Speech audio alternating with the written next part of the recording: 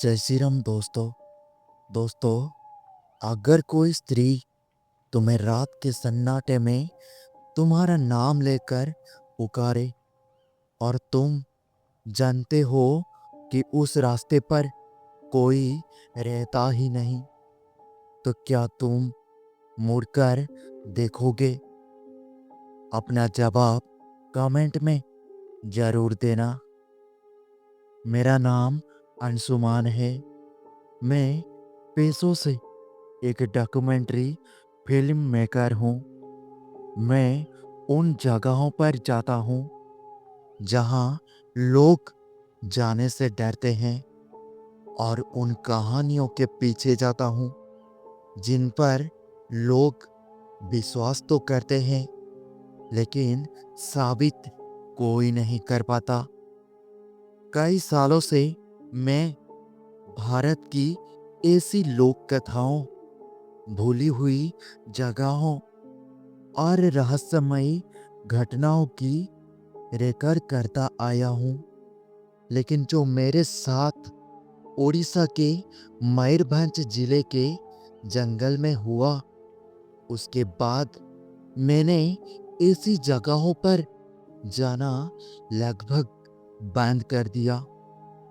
मयूरभंज के घने साल पेड़ों के जंगलों के बीच एक छोटा सा आदिवासी गांव है जिस गांव का नाम है खैरबानी।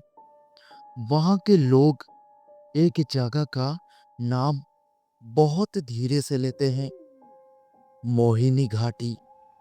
कहते हैं वहां रात में एक स्त्री दिखाई देती है, सफेद नहीं, लाल साड़ी में, रोती नहीं, मुस्कुराती है, डराती नहीं, बुलाती है। और जो उसके पीछे चला गया वो कभी वापस नहीं लौटा।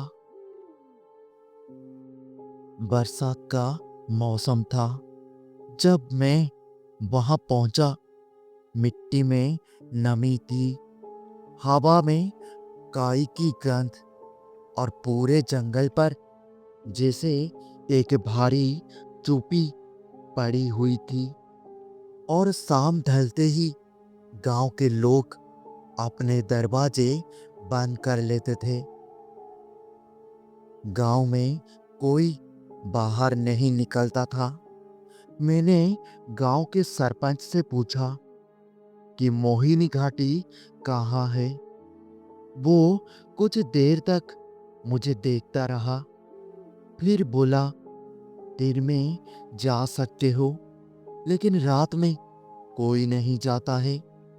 मैंने कहा, मैं रात के लिए ही आया हूँ। उसने मेरी आंखों में ऐसे देखा जैसे तय कर रहा हो कि मैं पागल हूँ या बहादुर। फिर कुछ समय बाद बस इतना कहा, वहां आवाज आएगी, नाम लेकर बुलाएगी, जवाब मत देना। और चला गया।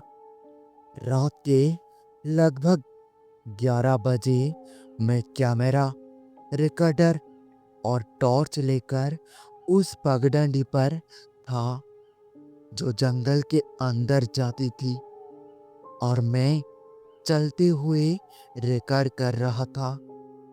मेरे जूतों की आवाज भी मुझे बहुत तेज लग रही थी, जैसे इस जगह को आवाज पसंद नहीं थी।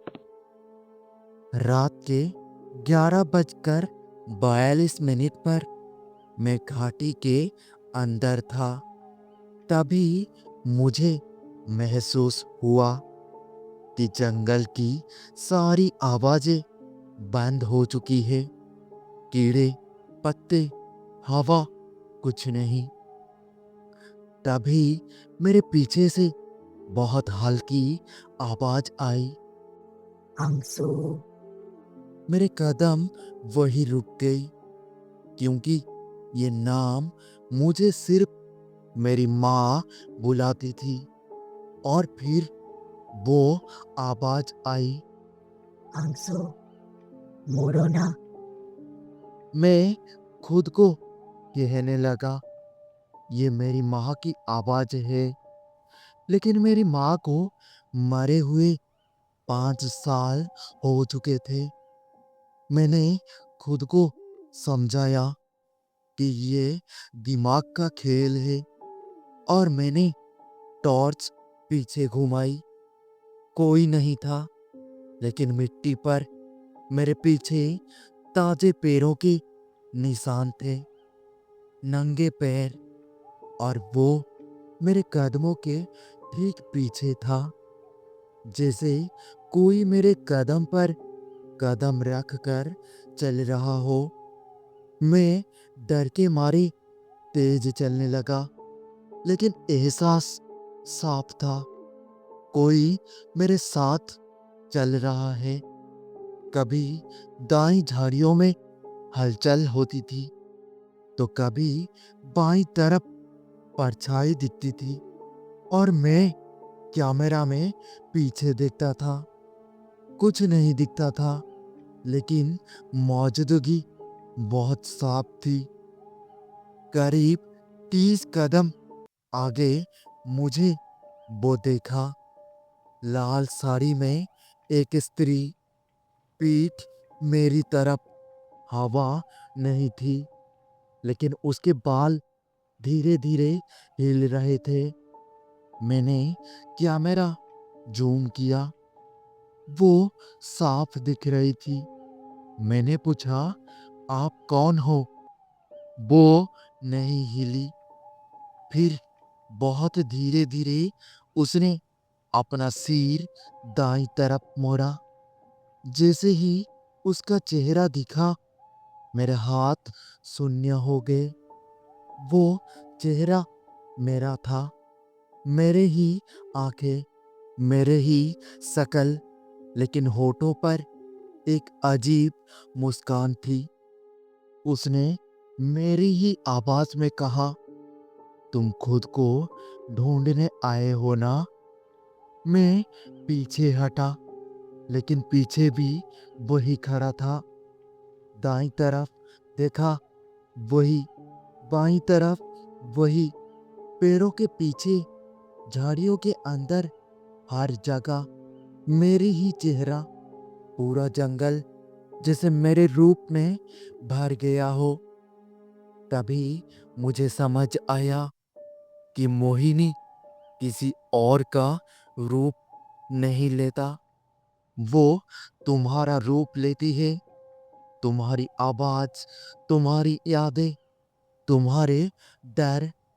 और वो तुम्हें बाहर से नहीं, अंदर से बुलाती है। और अब आवाज बाहर से नहीं, मेरे दिमाग के अंदर से आ रही थी। अंशु, रुक क्यों गए? आ जाओ। ये मेरे अपने विचार थे। मैं जमीन पर बैठ गया, कान बंद कर लिया, लेकिन आवाज बंद नहीं हुई। तभी मेरे रिकॉर्डर से अचानक आवाज गूंजी, वही मंत्र जो सरपंच ने मुझसे एहतियात के तौर पर बुलवाया था और रिकॉर्ड हो गया था। जंगल की आत्मा, हमें जाने दे। वो आवाज बार बार गूंजने लगी, जैसे पूरा जंगल कांप रहा हो। धीरे धीरे सारे चेहरे धुंधले होने लगे, और आवाजें कम होने लगी, और फिर सब कुछ शांत हो गया। जब मेरी आंख खुली, तो सुबह हो चुकी थी। मैं गांव के बाहर पड़ा था। मेरा कैमरा टूटा हुआ था, और रिकॉर्डर बंद था। लेकिन जब हमने रिकॉर्डिंग चेक की, आखिरी 10 सेकंड में दो आवाज रिकॉर्ड थी। एक मेरी, दूसरी बिल्कुल मेरी जैसी। दोनों साथ में बोल रहे थे, हम वापस आ गए। अगर तुम कभी मयूरभंज के जंगल में जाओ और कोई तुम्हें तुम्हारे नाम से पुकारे तो जवाब मत देना, क्योंकि हो सकता है वो तुम ही हो।